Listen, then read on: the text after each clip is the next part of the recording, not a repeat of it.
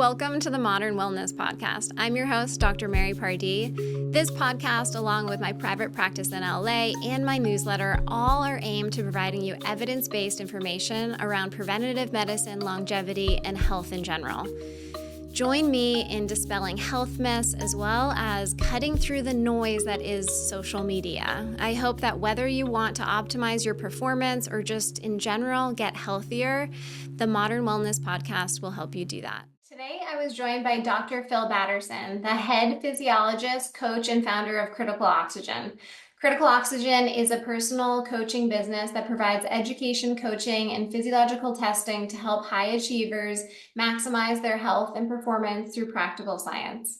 He has a PhD in molecular exercise physiology, where his research largely focused on how skeletal muscle mitochondria adapt to various exercise and dietary interventions.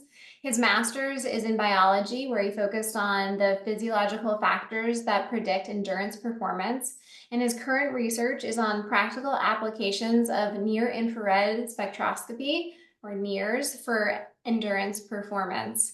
Today's conversation with Phil was really interesting. We went for a longer time than usual, but there's something for everybody, meaning that we start with the basics of what is VO2 max testing. We use really easy to follow along analogies throughout it, but we also get into the weeds at certain points to fulfill my own nerdiness and those who are listening who know a little bit more about this topic. I really hope you enjoy it. And if you do, please leave a 5-star review on Apple Podcasts. It helps me help keep doing this whole thing.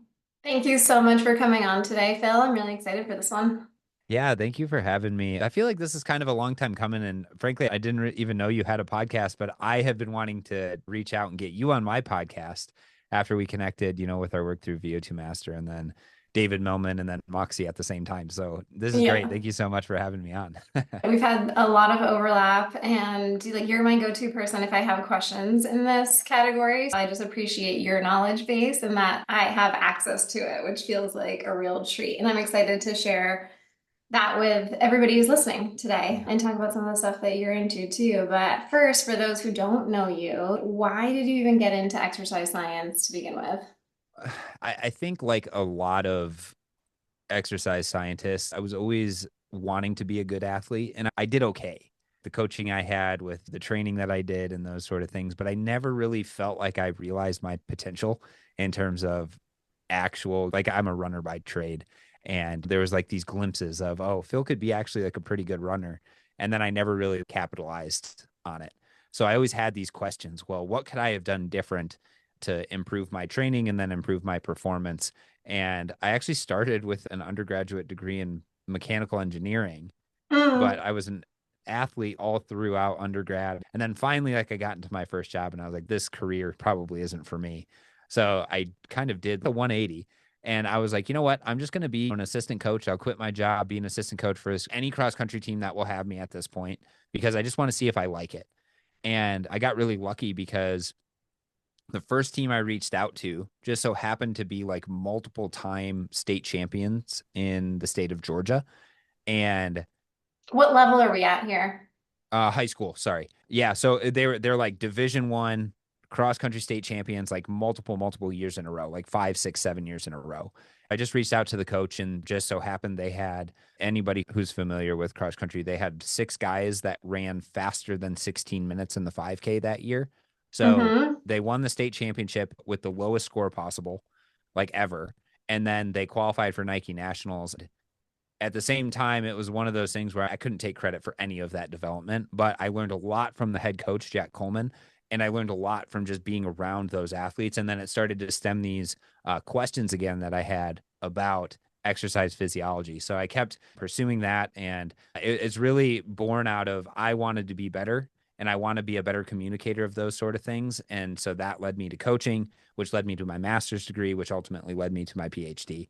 Long story short. I love it. And when you were running, what was your event? It was like long distance. So it was like, 2-mile, 5K, those sort of things. Those were always what I gravitated towards. I've never been much of a power athlete or anything like that. Got cut from the basketball team pretty early on and wound up having some success in track in 8th grade And that, again, when you find something you're good at, especially when you're pretty young, you're like, oh, I'm going to hold on to that. So I've been Yeah. pursuing it ever since. Yeah. What's your mile time? Mile time. Oh man, it's been a Not while. now, but what was it like? My best ever was like 4:41. That's Um, fast. it's so funny because it depends on who you compare it to. Like Compared to it me, you're very fast. do you have a running background? No. No. No. So 441, that's I was super happy with it. I would say my best number I've ever put up is a 16:10 5K. I was really, really proud of that because it was one of Yeah. those things where I paced it perfectly. I had put in a ton of work, but overall, again, that going into the next year, I kind of got injured and then again, never realized my full potential. So I've always been kind of chasing this like idea of how do I get to that full potential and realize it. What are your goals right now for training for yourself? So number one is just like stay healthy. So Yeah. I've slowly realized that like I'm not going to be a pro athlete. I can compete in things if I stay healthy. I've had a torn hip labrum for a little while. If I go a little bit overboard, that gets exacerbated. My lower back kind of hurts and then it throws everything off the rails. I want to stay healthy because my main goal is to educate individuals, whether it's performance based or longevity based, on how they can use physiological principles to leverage whatever physiological goal they have. So whether it's performance or whether it's longevity, that's kind of like my goal now is to educate people. And I want to be the best version of myself so I can be a good leader, in terms of the space. But I will say now that I have stayed healthy for a little while, I'm training for a race in May, knock on wood, that is 2.5 miles, but it's 2,500 feet of gain in that 2.5 miles. So like the fastest ever time is like 37 minutes. Mm-hmm. So I'm expecting, for me, like 45 to 55 minutes. But Is it's really it exciting. Go trail ahead. or is it road or It's trail. So yeah, fun. it's like it's up in Seattle and it's like 20% grade on dirt trail the entire way. And I'm lucky enough because we own a property out here in Oregon, and we live right on like the rim of a canyon. And the canyon is about 500 feet above the water, and we have trails down to the water both places. Oh, So amazing. I just go and I just You're going run. back and forth. Yeah. Yeah, so I feel like, and it's always been something like like I like the cross country and like those sort of things, but when I can get like grinding up a hill, like that's kind of like my happy place. So Mm-hmm. it's fun. It's fun to finally be able to get to a point where I can like train for something again. Yeah, I feel like I would like something like that. Like I love being in nature, like running on trails. It's interesting Hmm. because I come from a place where like you, like I was never like a really good athlete, but I've had this love for performance for some reason. Hmm. I'm super competitive. Like if you're my friend, like it's like board games come out and like all bets are off. Oh yeah. And just like this idea, I love learning about how the body works and then like optimizing it. It's like, okay. Hmm. So I've like done all the things, I've tried all the diets, my background's in nutrition, but I love tinkering. That's kind of why I'm here, but Yeah. definitely more in the wellness space now in terms of just like how to stay healthy versus the crazier stuff. I think, something I'm coming to the realization of is that's ultimately where uh, almost everybody has to gravitate towards, because unless you're a pro athlete or, like just athletics kind of rules your life, like you have to eventually strike a balance between, well, what sort of training exercise can I do that's going to be the most bang for the buck, right? Mhm. In terms of keeping me healthy, allowing me to be the best parent that I can be, allowing me to be the best worker, that I can be, or, like anywhere in between, relationship, spouse, like those sort of things, right? And exercise is an extremely powerful tool to be able to do just that. But there are nuances to it, and you can definitely overdo it. I have a feeling most people in the United States underdo it. The whole topic of today is really VO2 max, but the way that I kind of use VO2 max and physiological assessment is to drive me in those right directions. Is, it's like, what am I, uh, most limited in terms of my physiology, and how can I attack that? And then how can I add other things that I know is also going to make me have a more robust physiology in a sense. Love it. Yeah. And I like that your methodology is around like testing, having really objective markers so that you can formulate a training program and move on from there and reach goals. Mm. Let's go into the VO2 max stuff. My first exposure to VO2 max was in undergraduate. I was in the exercise phys lab doing my thesis, and I had to develop my own research study. And I did VO2 max testing, and I pulled all my friends in as research subjects, and I didn't Yeah. tell them anything about what the test was going to be like. So we did cycle ergometer at the time, and it Hmm. was like the really old machines, like clunky hose on your face. We have great options now for less uncomfortable Hmm. ways to test it. But I don't want to scare people either because it's still something that I do on myself. And it's now being talked about a lot more. But I tell that story because I literally had to pay my friends to be in this study. Like Hmm. the first time they did it, they're like, I'm not going back. I'm like, I need you to do it a second time. We gotta finish it. Right. And now people are they're paying money to actually do the VO2 max test. Yeah. So I'm like, wow, we've done a 180 from where we were back then to now because people are hearing about, it's a longevity marker and all this other stuff. So I just find it so funny that I'm like, hey, guys, see, like I gave you a free VO2 max test back in the Right. day. I'm so glad, people like Peter Attia, Andrew Mm-hmm. Huberman, Brian Johnson, these sort of people are talking about VO2 max testing and how important it is for health and longevity and those sort of things. Because when I came out of my PhD, that was one of the things that I wanted to start encouraging. I work more with endurance athletes, but I wanted to start encouraging more athletes to get these physiological assessments done more regularly. And it is amazing how hard it really is to convince somebody to do this. And now Peter Attia and those big talking names are really coming out and saying, it's like, look, guys, this is actually super important.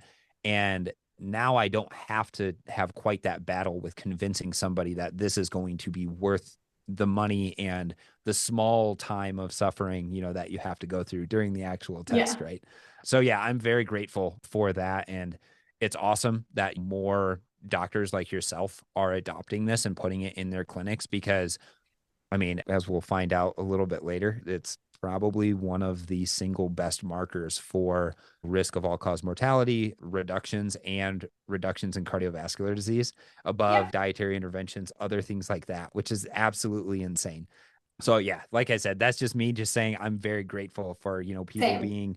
being willing to adopt this now.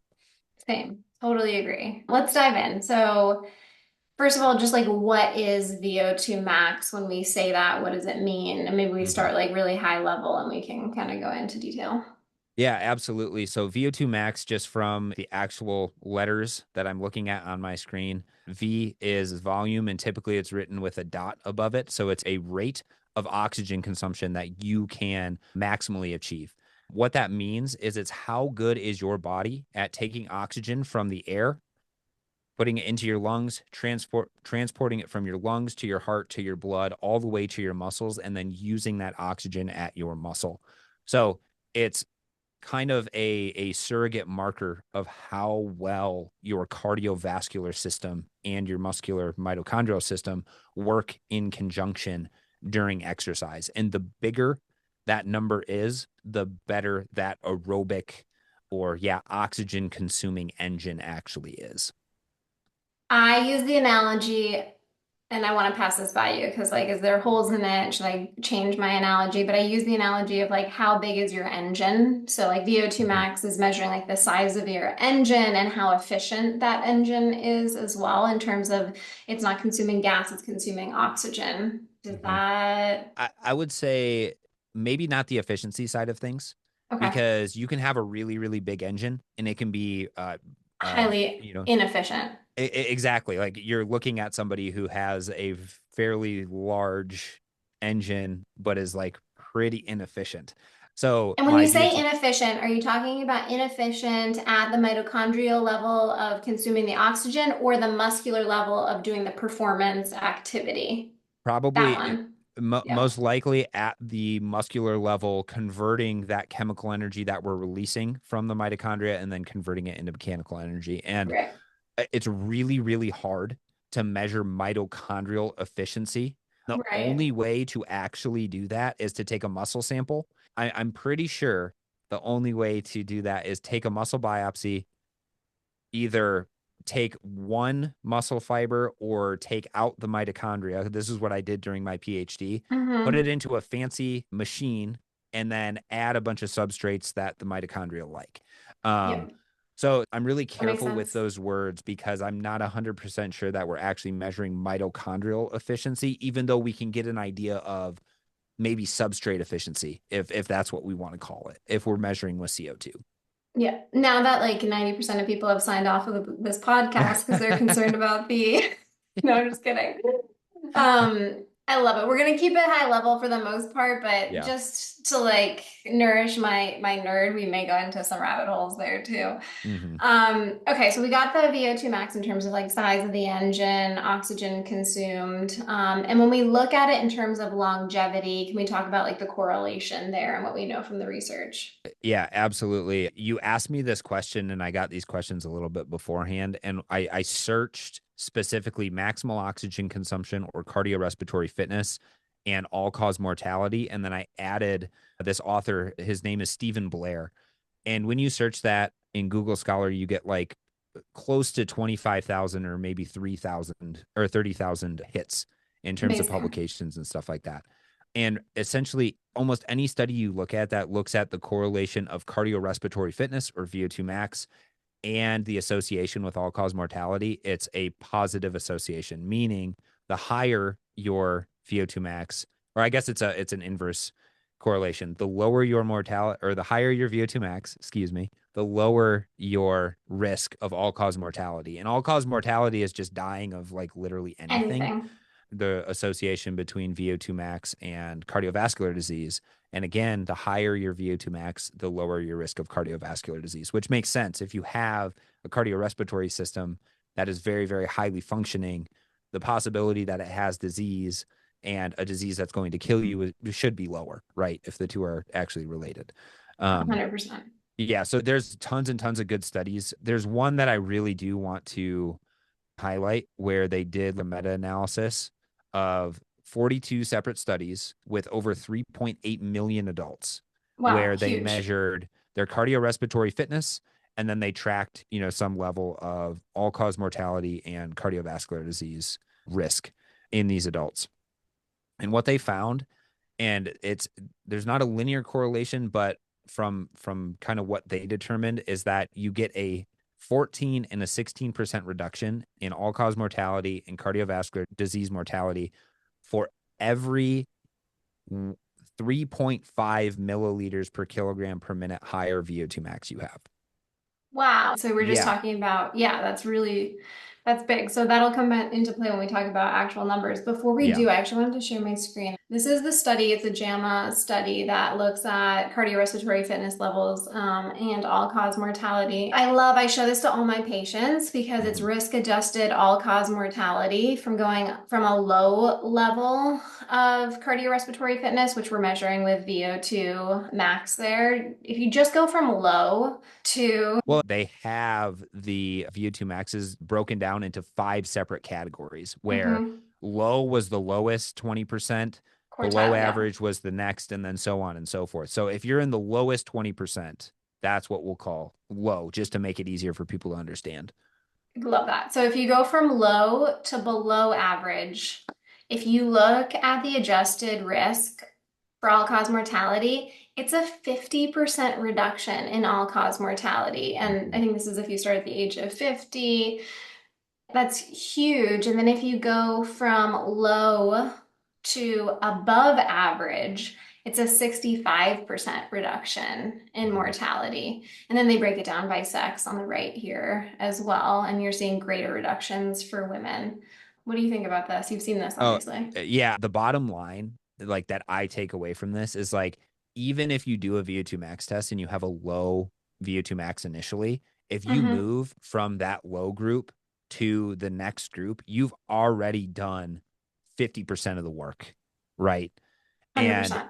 and by increasing your VO2 max more, you do get more reduction in all-cause mortality. It's just not going to be the same magnitude as just being outside of that lowest, tertile or lowest bottom 20%.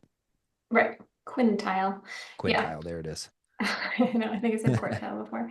I mean, the data is just really interesting, and I want to go into some of the stuff that I'm not as up to date on in terms of how much of this do you think is actually genetically predisposed for people? Well, I like that question. One of the reasons, something that I do tell people is I say, it's like your genetics kind of sets like the ceiling or the adaptability that you actually have or the trainability of VO2 max, but Mhm. your environment is really what realizes it. So there's papers that show there's like one of the famous studies is like a twin study where they took 19 pairs of twins and then they looked, they did all this crazy stats to see, well, how much of VO2 max was actually predicted just from genetics. And they found somewhere along the lines after controlling for activity level and other things like that, like something of above like 50%. The challenge with that is then I think what people take from that is they say, oh, well, it's out of my control. Like VO2 max is out of my control. It's like, no, no, no. We have almost every single exercise study that uses an adequate amount of stress to try to improve VO2 max actually improves VO2 max in a relatively short period of time. Right. So I will say it's like, yes, there's, maybe 50% of your VO2 max is predicted by genetics, but also there's more arguments nowadays that it's more along the lines of how trainable it actually is. So are you Mm. somebody who has the ability to go from a VO2 max of 50 to 75? Or are you Mhm. somebody who has the potential to do a VO2 max from 30 to 50? So that it's more the trainability aspect that is dictated by your genetics. But I will say, I don't know many people who have truly realized their full VO2 max potential. And then they get frustrated and they say, oh, it's genetics. It's like, no, you've been doing, like no exercise for the last 30 years and you expect your VO2 max to improve to an elite level in 4 weeks. That's not how it works. It takes a Right. really, really long time and a lot of concerted effort to actually improve VO2 max. And like you said, a VO2 max test is pretty rough. Training to improve your VO2 max is also Yeah. pretty hard. Yeah. Because It's the, not the fun only on way who you your are. body is going to be signaled to be better is if you put it in a stress state that signals it to be better. Yeah. So, long story short, I really think like, genetics is important to talk about, but do not be discouraged when people say, oh, VO2 max is dictated 50% by your genetics. Because most likely, if you've never done a VO2 max workout in your life, you can probably improve your VO2 max. For sure. I've yet to see somebody who puts in the effort and hasn't improved their numbers so far. Yeah. And then what about age and sex, their effect on VO2 max? Yeah. So this is another thing that kind of drives me a little insane is when people are like, there's a graph of, like age related declines in VO2 max over time. And it's this pretty famous graph that a lot of people have talked about. And it's like, oh, well, after 30 years of age, every decade, you lose 6% of your VO2 max. I don't even know the numbers because at this point, I'm Yeah. just like, let's not focus on that.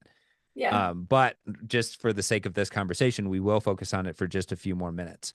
Um, there definitely is, if you are completely sedentary, there definitely is an age-related decline in VO2 max. There's no way around it.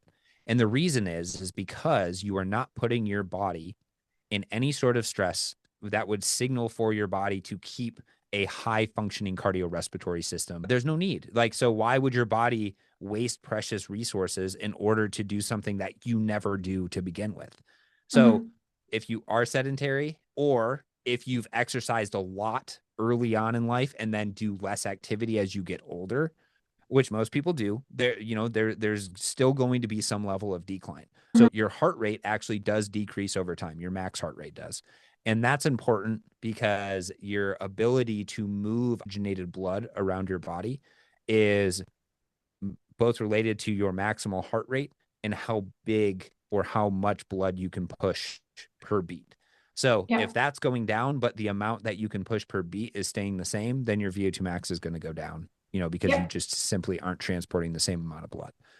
Right. What I will say though, that's the age side of things. There does seem to be some age-related decline in VO2 max based on the caveats that I said. Somebody who's sedentary, who just never exercises, somebody who used to compete at a super, super high level and then started exercising a little bit less because, hey, it's really hard to exercise the same amount you did in your 20s when you're in undergrad, that looked at the adaptability of the body to VO2 max as we age. And there were no differences between 20-year-olds all the way up to 70-year-olds. And they did 20, 30, 40, 50, 60, 70-year-olds. And they showed as long as the stress was adequate, doing VO2 max workouts enough, they had the same increase in VO2 max. Same improvements. That's really what I wanted to Yeah. get at, is because Yeah, like of course, like if you stop moving, things are gonna get worse. right. But if you're able to do the training and commit to it, then you're gonna still see improvements despite age. Right. Your body doesn't lose the ability to adapt as you get older. That's It's able to compensate for the reduction in heart rate then still in max heart rate. well, so they did say that like how highly trained you were is actually probably the limiting factor. So if you're already fairly well trained, then You're your gonna have less ability of to an improve effect. VO2 max is going to be lower. But yeah, there doesn't seem to be, this like slowing down of like the adaptation process as you get older Yeah. either. I like Interesting. attainment though of like a similar VO2 max as you would in your 20s. Not 100% sure if that would actually happen, just because again of, changes to say like hormone status, right? Yeah. Testosterone is actually linked to increases in VO2 max and EPO production and other things like that. Right. So if you have lower, testosterone, then maybe the ceiling on the adaptability might be a little diminished, but your ability Yes. to adapt is still there. It's still there. Yeah. Mm-hmm. That's good news. We like that. Yep. One less excuse that we have, I guess, as we age. I know. One of the last podcasts. Go ahead. I was gonna say this whole episode is just like me trying to convince you that there's no excuses for you not to do VO2 max training and make your VO2 max better. That's really what it comes down to. I love it. I love it. Yeah, I did a podcast recently about weight loss and obesity, and one of the most common things people say is my metabolism is slowing. It's way slower now in my 40s than it was in my 20s.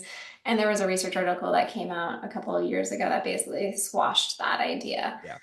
So now we're squashing this one too. No, Um, that's great that you're talking about that one as well, because it's like not even until like 65 where it actually might start changing. and Because it's super slight even at the right. over the age of 60. Yeah. And that's what I tell people as well, is like, yeah, your metabolism isn't slowing down, you are. You just stop Hmm. moving. Like if you stop moving, your body has no need for extra calories.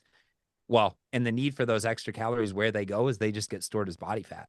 So, 100%. so that's also something that's a very common misconception that people have. Yeah, this theme has come up on several podcasts, and I actually haven't really stated it yet, which I feel like needs to be stated, where the natural like tendency of the body is to be efficient. It's not to be healthy. And so I Mm-hmm. think people think like our baseline is healthy, and then for some reason we get sick. But your body wants to be as most efficient as possible. And so that is going to be, like you said, if it's not going to use a high performing cardiorespiratory system, it's going to start to lose that, because why Mm-hmm. put resources there if we don't need them?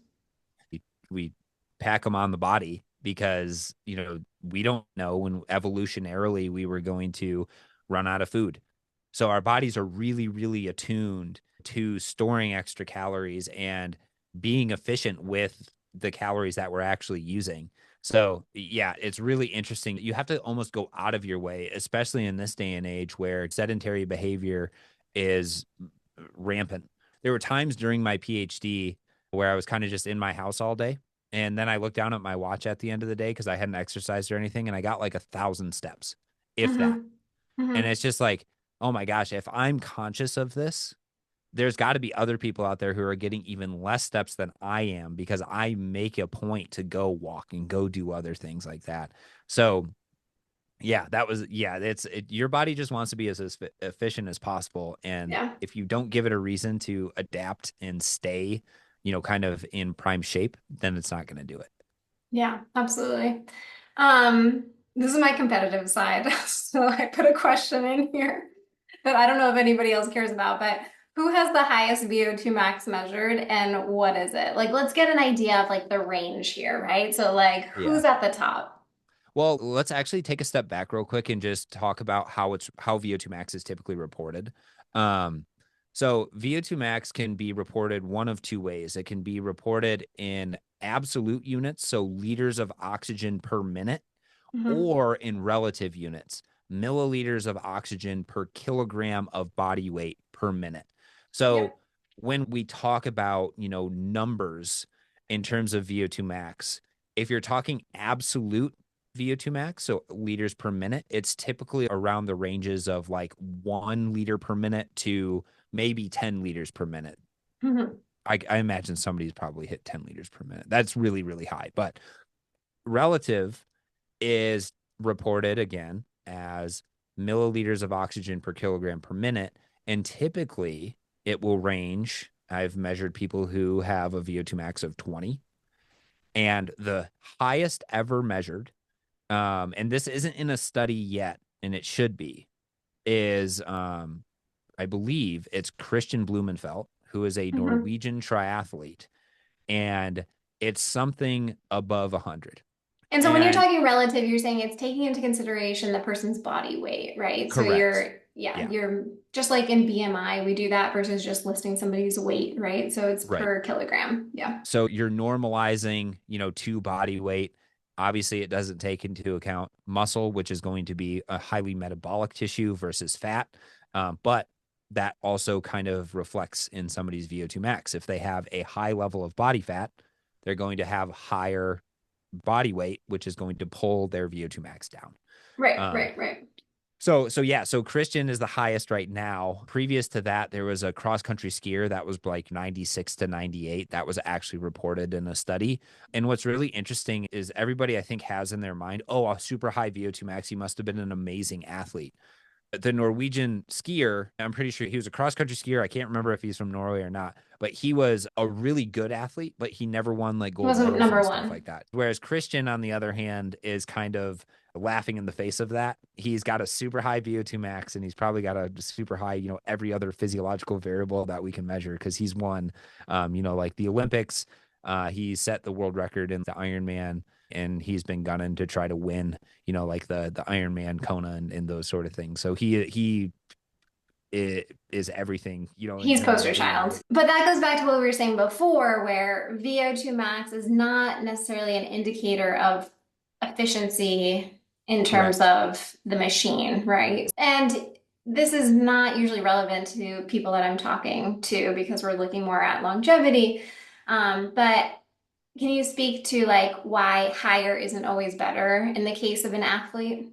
Yeah. So actually, this is what I did my master's degree on is we Oh, looked at interesting. predictors of endurance performance. And because we wanted to see like, what combination of factors really predicted the ability to do. We did a 40-kilometer cycling time trial as our performance.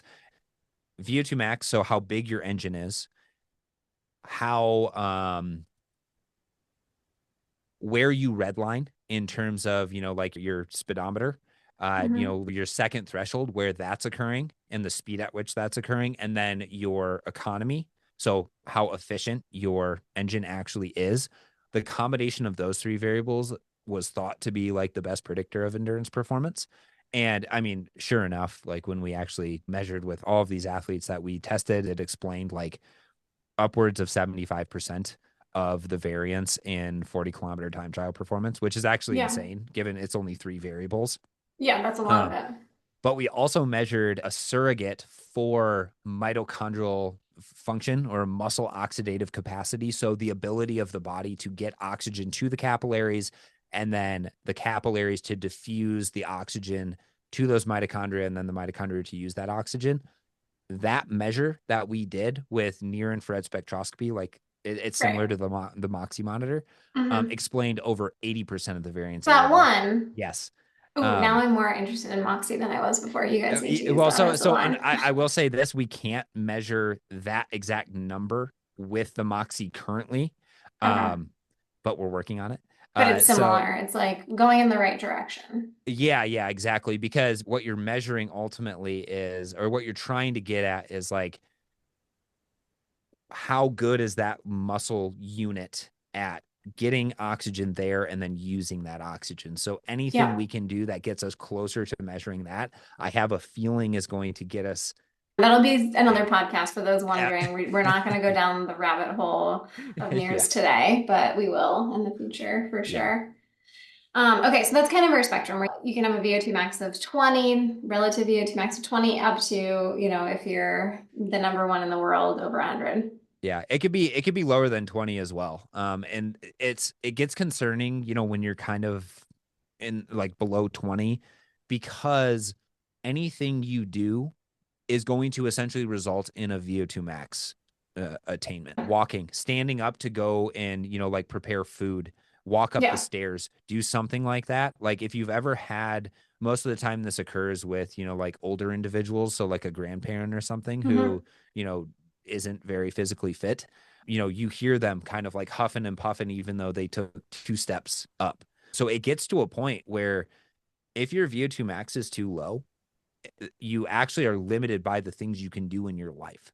Yeah, we're talking Yeah, now like activities of daily living are being yeah, affected by your cardiorespiratory fitness level, which I feel like if you're listening to this and you're in your 30s or 40s or even 50s, you're like, never gonna be me.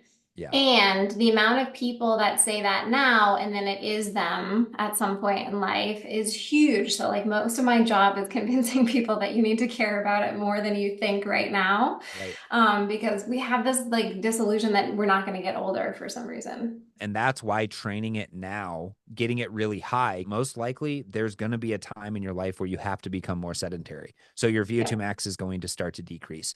Age related decreases in VO2 max. If you put that investment in the bank now, then the rate at which that's going to decline is going to be slower.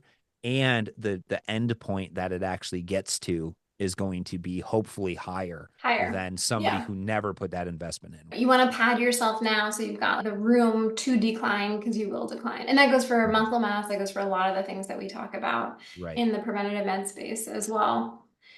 So, when we're talking about somebody who has a 9 to 5 job, they've got kids, maybe they're working out like maybe 5 days a week, but probably not. Like, what's like a good VO2 max for like a man and a woman, kind of in that, like maybe? 30 to 50 age range. Yeah, something that's really interesting is that the numbers are greatly different depending on if you're measuring in Europe versus the United States, because it's, and especially in cities where like just cycling, for example, is really, really common. There was studies that took untrained individuals like in Copenhagen, Denmark, and the VO2 max that they were reporting were like 50, like 45 to Wow, 50, which is like, that's high. which is good. Yeah, Yeah. yeah. Like go around For here in the United untrained, we're States. talking about Yeah, untrained. we're Yeah. talking, we're talking, they just ride their bikes everywhere, don't do any sort of fitness plan, like those sort of things. So I would say like what I wrote down was anything for women above 40, like Hmm. is really good. I would even say like 35 to 40 is probably good. Hmm. Good to excellent. For men, 40, 45, 45 plus is probably something you would want to aim for. Based on that graph that you showed, and this kind of drives me nuts, but sometimes like they report in METs, so METS. Yeah. All you got to do to figure out what the actual VO2 max is multiply that by 3.5. So in order to have a, over a 50% reduction, your VO2 max has to be around 35.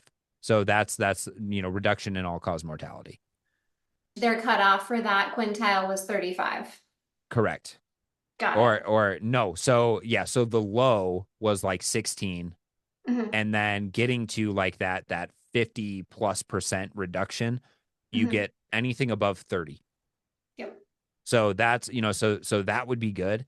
and then you gain the most, or you've maximized essentially your benefit if your VO2 max is above 50 for men and above 48 for women. So So from a longevity perspective, that's kind of where we're drawing the line in the sand. Would you agree yeah. with that? Yeah, I would say like women, it's a little bit lower just because Hmm. women have a tendency to carry a little bit more body fat, smaller. So the amount of Less lean lung muscle. volume, yeah, those sort of things, less lean muscle, it can be a little bit lower. But above 35, above 40, I would say you're doing pretty good. And then you're doing really good if you're above 45, above 50 for females and males, For respectively. females, yeah, like Mhm. above 48, you're not going to get much of a reduction in terms of mortality Yeah. if you're not an athlete and you're not trying to do anything crazy like that. Interesting. Random question. Do I feel like you might know the answer to this? Mitochondrial density, women versus men. Is there a difference? It's more related to fiber type. Women tend to have more type 1 muscle fibers, Mm-hmm. and type 1 muscle fibers generally have more mitochondria and higher functioning mitochondria. So it's both density and a function thing. Okay. Um, but the cool thing is that with exercise, you can even change the morphology of your type 2A fibers, which are kind of like your middle of the road fibers, Mm-hmm. to have more mitochondrial density and more mitochondria. I was saying One more earlier, reason to train, it sounds like. I've been trying to write a book all about just The the big one. importance of mitochondria and how to develop them to as much like to the most you possibly can, because ultimately it seems like, and there's some research that says, well, maybe not, but it seems like the mitochondria are really dictating a lot of these things like health, longevity, performance, all of that, which in my opinion makes sense because ultimately your mitochondria are what's using the oxygen that you're intaking.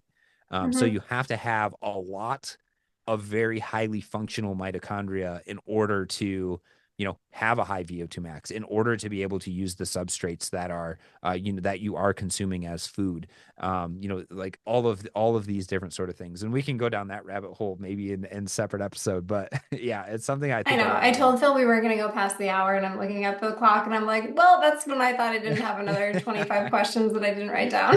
I know, I know. Um, um, but so I randomly remember a stat that's really, or I guess just a fact that has stayed with me, that your mitochondrial density comes from your mother. Is that true, or mm. is that false? I've heard the same thing from a genetic perspective. Yeah, your mitochondrial, both density and function, from genetics is passed on by your mother because your mitochondria have their own separate DNA actually. So you get that, you inherit that from your mom. Hmm. Hmm. Yeah, that's really interesting. So Mhm. So things to add to the if you're trying to preconception like, list. Yeah, yeah, if you're trying to figure out, how to make like a really, really good endurance athlete, make sure, men out there, that you're dating a check out the woman who's mom. got like, yeah, really, really, really, really good cardiovascular Check out power and the stuff people. like I that. guess you check out the mom's mom too. Yeah. Um, wow, these are like dating jokes for nerds. I love it. Okay, let's talk about testing VO2 max. So, Mhm. if you are a patient of mine, you will either love me or hate me, but you've probably done this or are going to do it with me. But give us an idea, like you do this all the time with Mhm. teams and individuals. So, what does this look like? What does a VO2 max test look like? So if you haven't done a VO2 max test, it's the way I describe it is you get on a bike, you get on a treadmill, and you just run or cycle up a steeper and steeper and steeper hill until you can't go any further.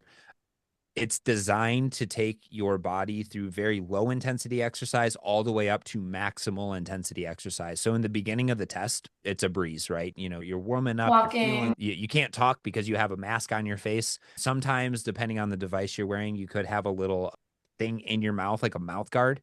Those fortunately aren't used too much anymore. They make me drool like crazy and I get made fun of because there's little spit traps in them and people have to like switch them out.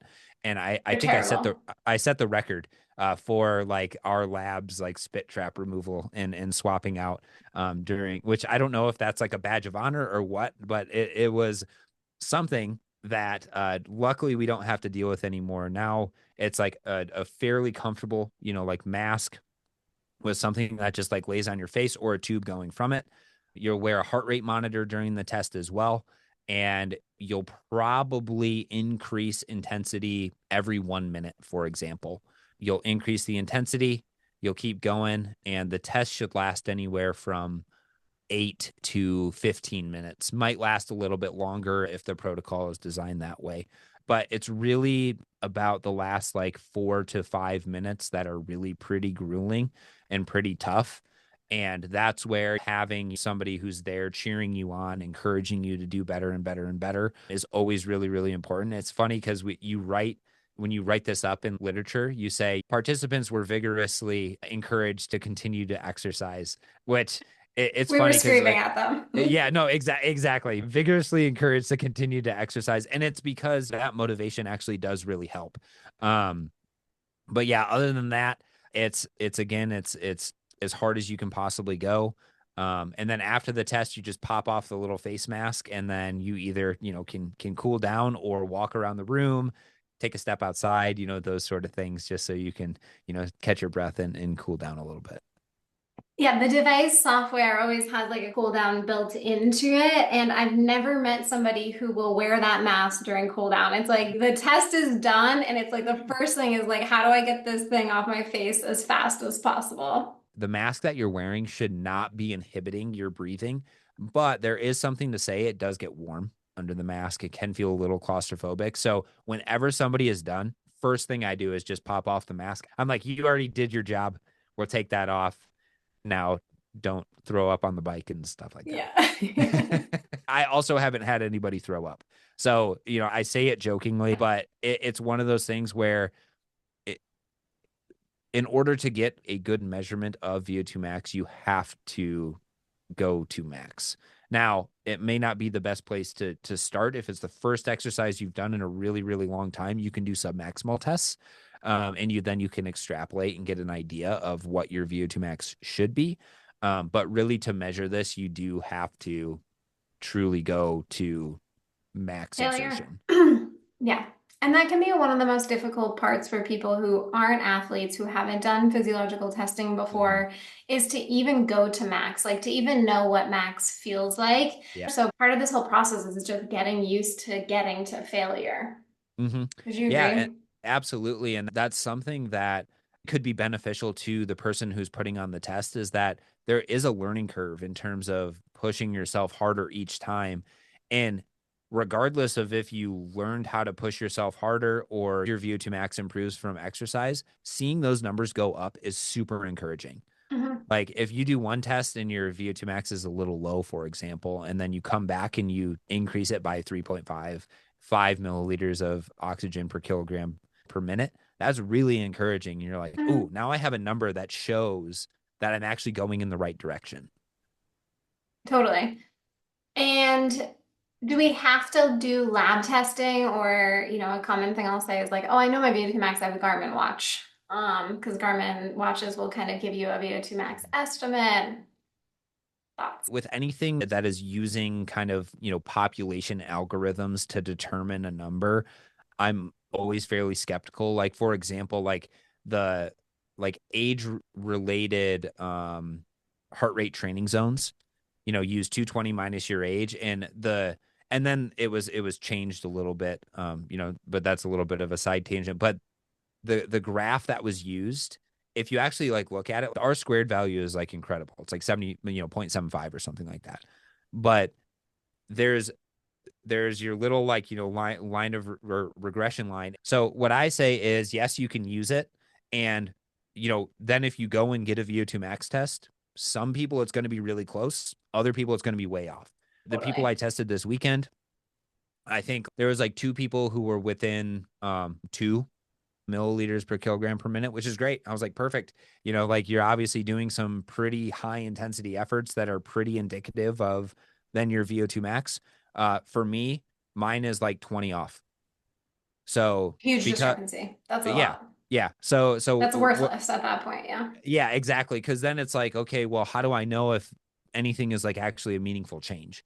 So I So I guess it always, could be useful if you're one of those people that was really close, is to test and be like, Mhm. okay, for me it is accurate. And then if you Yeah, go, you test and you're like you and it's 20 off, it's like, okay, I'm never looking at that thing again. exactly. So that's what I tell people is I say, always start with true physiological assessment. And then what you can do after that is you can recalibrate things based on field tests, based on, what your Garmin watch is saying, like, if it is actually close, if it's not, those sort of things. But I trust a true physiological assessment of what VO2 max is over some estimate of it. But then the other question is, well, how close do you really need to be? If your Garmin watch is telling you that your VO2 max is already close to 40, 45, or 50, then probably not. But if you're somebody who is more interested in, developing VO2 max, then you really need to have a sensitive way of actually monitoring and seeing if those changes are true. Yeah.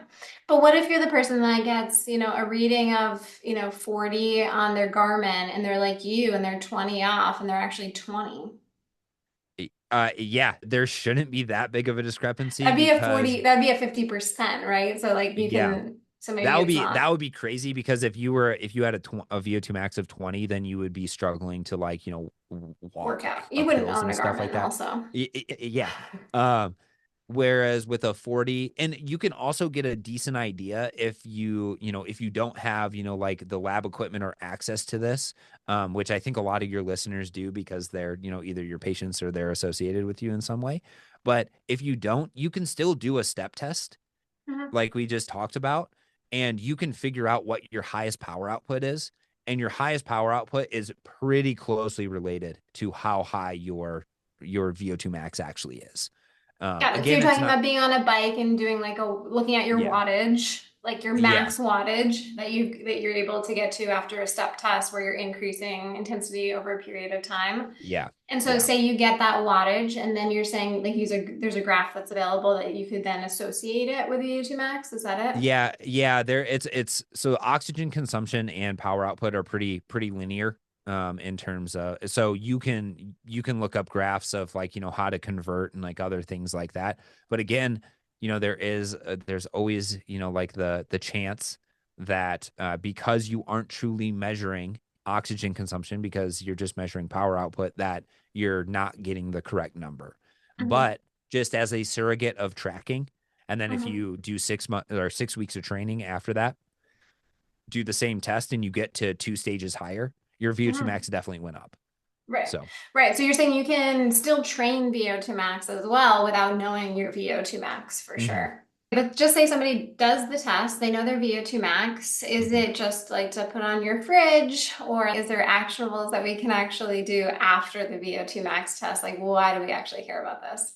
So what I do with all the individuals that I test their VO2 max is you can determine more numbers than just VO2 max during a VO2 max test. You determine VO2 max, you can determine your lactate threshold, and then you can determine your zone 2 intensity. I'll try to use the vernacular that people might be. Familiar with? And the way that I use this is I say, okay, well, if your physiology is a house, your roof is your VO2 max. How tall is Mhm. that off the ground? The higher your VO2 max, the taller it is off the ground. Your lactate threshold is where your second story is, and then your zone 2 Zone is where two. your first story is. And that first story can actually be a little bit off the ground depending on how good it is. So, what you're going to look for, or what I look for, is I say, okay, well, is our roof adequately high off the ground to start with? Is your VO2 max high enough to do the things you want to do, whether that's Mhm. be healthy, whether that's, do whatever performance it is? If it's not, that's a really easy intervention. I say, okay, well, we're going to target improvements in VO2 max probably 1 to maybe 3 times a week, depending on the type of person you are and how much you can handle and how much you're exercising. And then in 6 to 8 weeks, we're going to measure it again based on, there's tons and tons of studies out there. There's tons of resources in terms of how to improve VO2 max, but you can, like one of the go tos, and I don't know what you use to prescribe VO2 max, but like I like to start with like 2 to 3 reps of 3 minutes as hard as you can go with 3 minutes rest. And that's total rest. Okay. So Something, you're in their zone five for 3 minutes is a long time. I have people build up, but it obviously is going to yeah, be dependent on what they come to me training, like what their current training is. But yeah. majority of people I'm starting at 1 minute intervals and then building up from there Do you towards do the you 3, 5. do you do 1 minute work, 1 minute rest? Yeah. Yeah, and those are like that also works. It's really the 1-to-1 work rest ratio that you want to try to do, and then what you're trying to do is just build up and accumulate volume in zone 5. Or the Right. way I don't necessarily like to prescribe it with heart rate. It takes a long time for heart rate to actually get into that zone 5. I just say At the give it, speed or wattage that you were at with your just zone go, five for the just testing. just go hard. Yeah, Oh, like just go hard. Just go as hard yeah, as you it, can. You're it's not yeah, even it's really prescribing. no. And I like, and the reason is, again, is because like sometimes, like say for example, if I got up to 350 watts, in terms of my VO2 Mhm. max test, there's days where 350 watts might feel fairly, Too easy. attainable.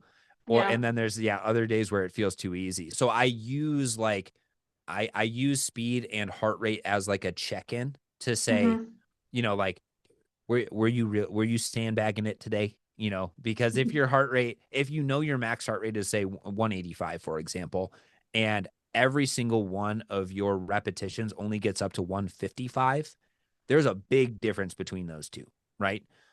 Where I would expect heart rate, I'm not going to say you have to exercise at 180 to 185 because that's really hard. Like for me, it takes, even at the end of like a really, really hard effort, I still sometimes don't even, crack, say, like 170, even though my max heart rate is like 178, 180, even though I'm going as hard as I possibly can. So heart Yeah. rate is a very lagging variable in that sense. So I don't want people to get discouraged from that. Just go really, really hard, wear your heart rate monitor speed if you can. And then I'll look at that in the background. And then I'll ask, on a scale of 1 to 10, how hard was it? It should have been probably an 8 to a 10. So yeah, that's where I start, is I say, okay, let's get your VO2 max adequately high, and then we can proceed down the other levels. Um, it gets obviously more important when you're pursuing performance, but that's really how I start. Kind of as simple as that sounds, is I say, was your VO2 max limiting what you're trying to do? Do more VO2 max stuff. Is your second threshold limiting now what you're trying to do? Okay, do lactate threshold stuff.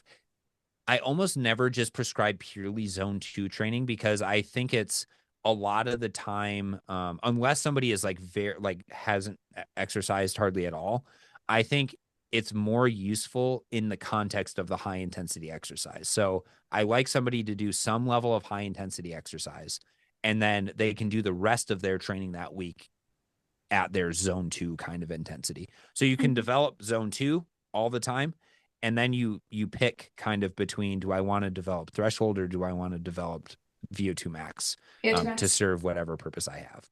And how would somebody know that they want to develop their, second threshold or lactate threshold? Mm-hmm. Like, what would be indicators of that? What you would do is you would ask them, hey, what are your goals? What do you want? Are you training for anything? Are there things that you do on a daily basis that might facilitate lactate threshold? For example, I just got off a call with a guy who was saying, yeah, like the primary exercise he does is he'll ride, a moderate to hard intensity up a mountain on his mountain bike for about an hour, and then he'll ride down, and that's like his, that's just like what he loves to do. That's his big thing. So I was like, okay, well, we need to get you good at riding up that mountain for an hour. In that case, anything that's really 40 minutes to an hour, maybe a little bit more in terms of effort, that would indicate to me that you might want to focus on developing that second threshold, because that's really what uh what specificity is going to be for that, hour sort of effort. Right. He's also going to want to develop, like, do a lot of training in zone two. Would you agree to that as It well? if So, so it's all these things that I do are always in the context of like, what can you as an individual realistically handle?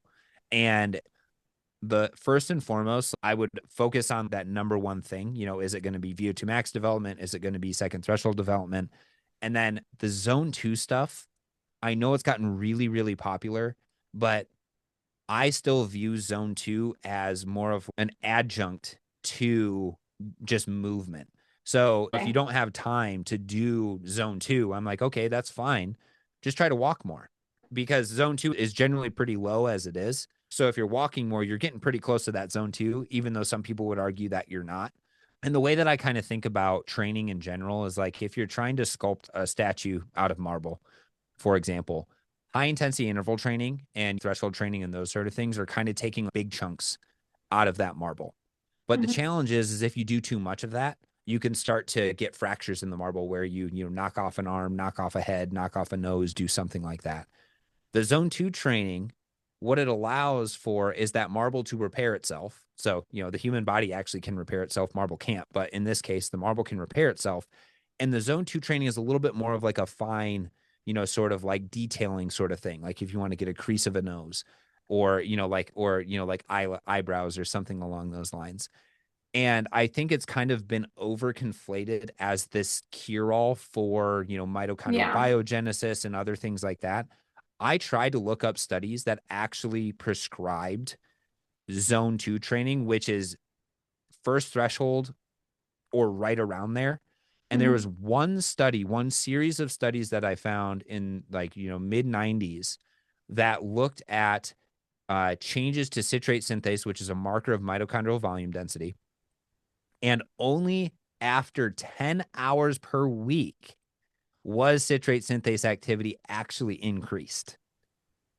So when you're listening to individuals who coach, like elite level cyclists and triathletes and stuff, and say, oh, you have to do more zone 2 training, take it with a grain of salt, because those guys guys and girls are already doing as much high intensity training as they can do to shape their marble without causing fractures in it.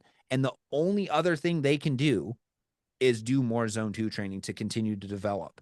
So Right, that's because why you otherwise they're see. going to be potentially Mhm. overtraining, getting hurt, right? Yes. So they're almost defaulting where it's like I have to use, like I have to start to like perfect things, right? Like because you're Yeah. at that level where you need any sort of edge you can get on people. Right. But for the general public, it sounds like you think it's overprescribed in terms of zone two, which I think, Yes. I think it's interesting. I mean, I know where you're coming from too, but I think majority of people need to move more, period. Yeah. And So, zone so two I is just moving. so that's where I say let's disassociate this idea of like it has to be at where your zone 2 is and just go and move more. That's what I want people to think about. Like it doesn't have to be, oh, well, we determined that, my zone 2 was at 125 beats per minute. You don't have to be at 125 You beats per can minute. go lower, you can go higher, you can Yeah. kind of fluctuate. I totally agree with Yeah. that. Like in terms of the specificity, we don't have to be that crazy when it comes to zone two. Mhm. But what I've noticed in clinical practice is if I just say go move more, you know what happens most of the time? Like nothing. Versus Right. if Right. I say throw on a monitor, get your heart rate, because I think a lot of people, especially that come to see me, like numbers. And I'm one of these people for Mhm. sure too, where it's like I'm gonna get just movement in if I know I need to like hit X and Y and like kind of like clock it for the day. Yeah. And that's why I personally default to steps, because I say, oh, try to get 8,000 steps a day, 10,000 steps a day. Yeah. And the reason why is because I am coming from a place where I have a tendency to overtrain quite often. And I know that's probably not, most people, but I also know there's a lot of type A individuals that if I say, like, oh, your range of exercise intensity for your zone 2 is, 120 to 135, they are always going to be right at 135. Yeah. Um, so I try to, because I don't want people to overtrain, because you can use that little chisel enough and it'll cause cracks and it'll cause fractures. Um, I try to approach it from this idea that it's move more, and it gives you, um, it's to facilitate the ability to do more of that high intensity stuff. Because when we look at studies, high intensity interval training, sprint interval training, those sort of things are like the biggest bang for your buck in terms of time invested and adaptation that you can actually gain from them.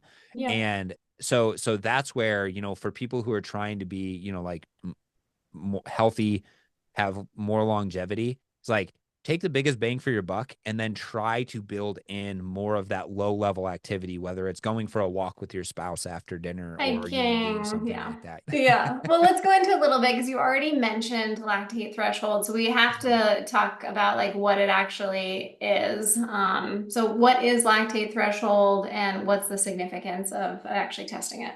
Yeah, so I say lactate threshold, but there's a lot of other definitions and things you'll hear, from ventilatory threshold 2 to FTP to critical speed, critical power, all of these things. What they're trying to get at is, where does exercise go from something that could be sustainable from 30 to 60 minutes to unsustainable? So if you're looking at, power output and you say my lactate threshold is 250 watts, anything above 250 watts, you're only going to maintain that for a short amount of time because your body is essentially just unraveling from the inside out. It can no longer figure out or establish some level of steady state. Now, when we say lactate threshold, this is specifically related to a molecule that is produced while you are exercising called lactate. You might have also heard it called lactic acid. There's a common misconception that lactic acid causes the burn in your muscles. So don't say that anymore. Just say lactate and understand that it is a product of the breakdown of sugar for exercise.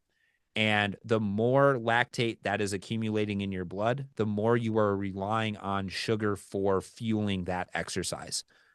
The lactate threshold is the exercise intensity where lactate starts to accumulate more and more in your blood until it reaches a max, which would be at your VO2 max.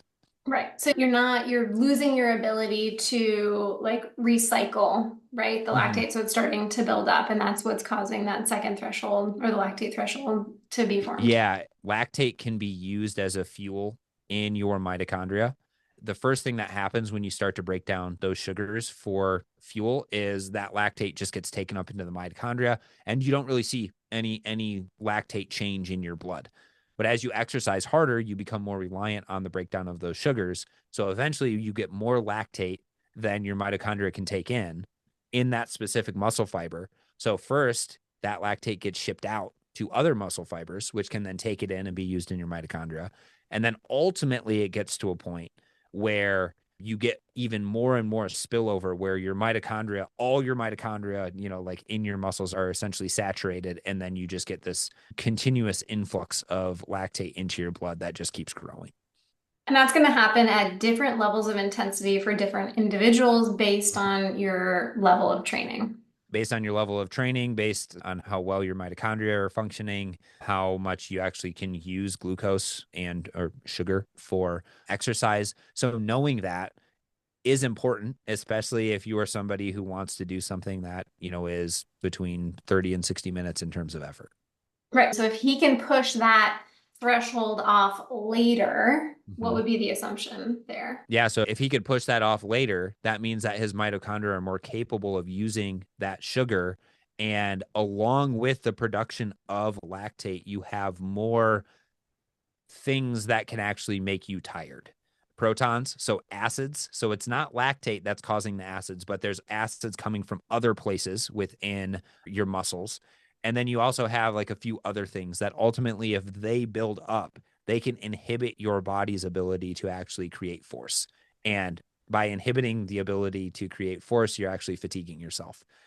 So he actually is more fatigue resistant because that point, that exercise intensity where he starts to accumulate all of that fatigue is actually higher. So he can exercise for longer. He can exercise at higher intensities for longer. And, his body is actually able to recycle that lactate and those sort of things and maintain that exercise even longer. You're going to see your lactate threshold before your VO2 max, obviously. What information does it give us to actually do a lactate threshold test that we wouldn't get from a VO2 max test? And I obviously know we're getting two different numbers, right? Like these are going to be in two different time points of the a physiological test. But assuming that your lactate threshold is going to be kind of close behind your VO2 max. So what I'll say is that when you do a VO2 max test, if you're doing a step test like we described earlier, you should be able to get your second threshold or lactate threshold or whatever you want to call it. To get a true lactate threshold, you actually have to measure the lactate that's accumulating in your blood. So if you Mhm. see something, if you go to do testing and someone's like, oh, a lactate threshold test, what they're going to do is they're going to prick your finger or they're going to prick your earlobe. And then after every step, the steps are going to be a bit longer, but after every step, they're going to measure how much lactate is actually accumulated in your blood. Based on the VO2 max test that you do, we can get a surrogate of that lactate threshold. It's called a ventilatory threshold 2. That's based off of your breathing because there's a complex interplay between how acids are building up and fatiguing metabolites and those sort of things that actually affect your breathing. We can actually measure that during a VO2 max test. So you don't have to go and get lactate tests. But what lactate does tell you is how reliant you are on carbohydrates for fuel. Typically, I don't measure lactate just because I don't like to poke people over and over again, draw their blood, do those sort of things unless I absolutely have to. And because we can use one device on our face at this point to measure both first threshold and second threshold and VO2 max all in one test, that is like the most time efficient thing. And it's so much better than doing like sticks during an exercise test. Like sticking Yeah. somebody when they're not exercising is one thing, but Yeah. not it so just fun. it just kind of adds more misery to the entire thing, and it's unnecessary at this point unless for some reason you're really interested in measuring lactate. Then it's like measure lactate, but other than that, I don't see too much of like the value in truly measuring lactate during these types of tests. And you do have to change the test that you actually do. So as opposed to doing 1 minute steps, you would have 3 or 4 minute steps with a 30-second break in order to actually get a good blood draw. What are you most excited about when it comes to like the world of exercise testing, other than the tests that we've talked about today, in terms of like the future, like what else is out there that Mm-hmm. we should look forward to? Yeah, we talked very briefly about near infrared spectroscopy. It's something I've started using during my master's degree, and I think it has the capability to really be kind of an all-in-one testing, training, and racing sort of unit. And what's Mhm. really cool about it is all it does is shine red light into your muscle. And then from that, it can actually tell you how your oxygen levels are changing. And we can learn a lot about that. If you like, we started with VO2 max, which is literally the amount of oxygen you can uptake and utilize in your muscle at any given time. So now we can start to actually measure in real time how that oxygen level is changing. And we know that is related to lactate production, that's related Mhm. to ventilatory threshold changes. That is something that I'm really, really interested in. And I actually am helping to develop ways of educating people for a company called Moxie Monitor, which, we briefly talked about. But you can do an assessment. You can't measure VO2 max with it, but you can measure your first threshold and your second threshold. And then you could take it and you can actually train with it because your first and second threshold actually change on a day-to-day basis depending on Hmm. how hydrated you are, how fatigued you are, if you did strength training the day before, those sort of things. So you get an estimate of where they are from your assessment, and then you can actually change and tweak your workouts based on what your physiology in your muscle is actually telling you. So that gets Real me really time. excited. Yeah. In real Yeah, time, and it's non invasive, no sticks, no nothing. It just which is shines red light. big. Yeah, and I mean the mask, yeah, you don't want to wear a mask when you're actually training all the Mm-hmm. time. Like that's not realistic. I got a couple of questions from Instagram that I wanted to ask you. So I posted on my stories that you were coming on, and we got some Yeah. people that submitted some questions. One of them we kind of already covered, but we'll go over it for him again. How frequently should you be training at VO2 max for optimal performance slash longevity?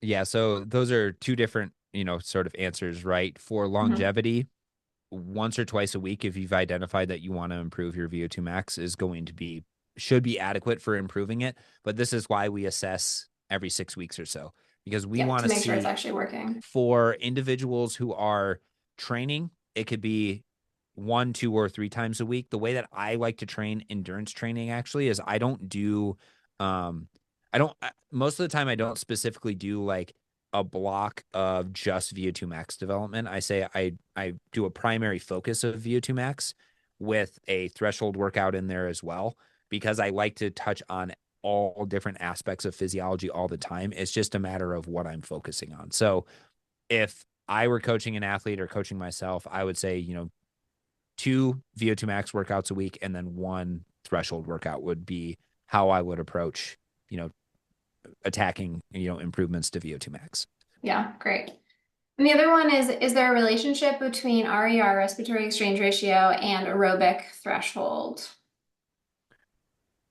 Ooh, there's so many different definitions of so many things that are thrown around. So again, this is where it's like gets a little weird, because lactate threshold 1 was typically, or ventilatory threshold 1 is typically your aerobic threshold. And Mm-hmm. then LT2, VT2, those sort of things are typically your anaerobic threshold. RER, so respiratory exchange ratio, for those that don't know, is the ratio of how much oxygen to, or CO2 production to oxygen consumption that you have. And it's a number between 0.7 and 1, essentially. And it gives you the percentage of fats and carbohydrates that you're actually using during exercise. And anything over 1, you can't use that number to determine anymore, because you're actually producing more CO2 based off of proton buffering because of fatigue and other things like that that are building up. But what you can do with that is you can take the percentage of, like how much fat you're burning, and then you can multiply that with your there's some equations for multiplying, VO2 and VCO2 to tell you how many grams per minute of fat and carbohydrates you're actually using. Oxidation that you have should be your aerobic threshold, or at least that's in some circles how people define it. So that would be how RER is truly related to your aerobic threshold. Is you have to determine your fat max, and then, based off of your RER, and that's where your aerobic threshold really lies. I have done this now for a few podcasts. It's the rapid fire round, and it's more just a fun game that we can play. And I always like to start with there's nuances to all of these things. We're going to try to forget about nuances as much as we can, and we can talk about them after if you want, but we're just going to go, and you're going to either tell me if the claim or the thing that I'm talking about is legitimate or BS. Okay. All right. Number 1, you can't improve your VO2 max after the age of 40. Total BS. We talked about that. There's that paper that people into their 70s were even improving their VO2 max the same as 20-year-olds. Yes. Lactic acid buildup causes muscle soreness. Yep, already talked about this. That's also BS. It is related to protons. Muscle soreness is a very, very complicated topic, and it's not just acid that's building up. There's actually a lot of damage that happens when you exercise really, really hard. So we still don't know the full answer to that. Yeah.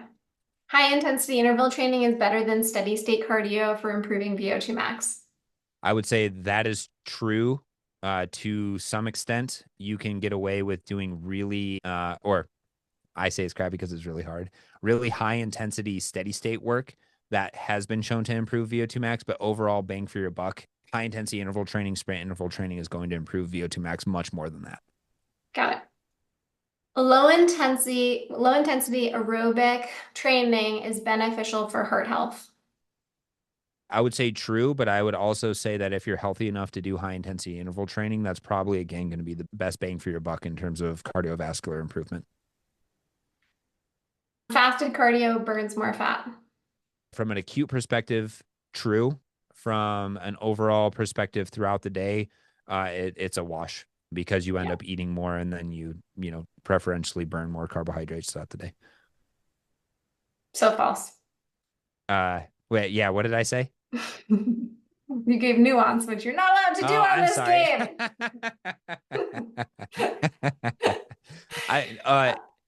We'll let it pass. Yes, from an acute perspective, yes, it does burn. It does burn more fat.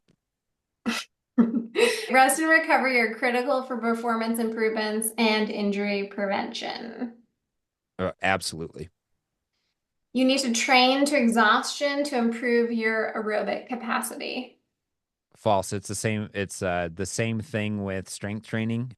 You should always, train until about 2 reps in reserve. That's going to be the most bang for your buck. Resting heart rate is a good predictor of overall cardiovascular fitness level.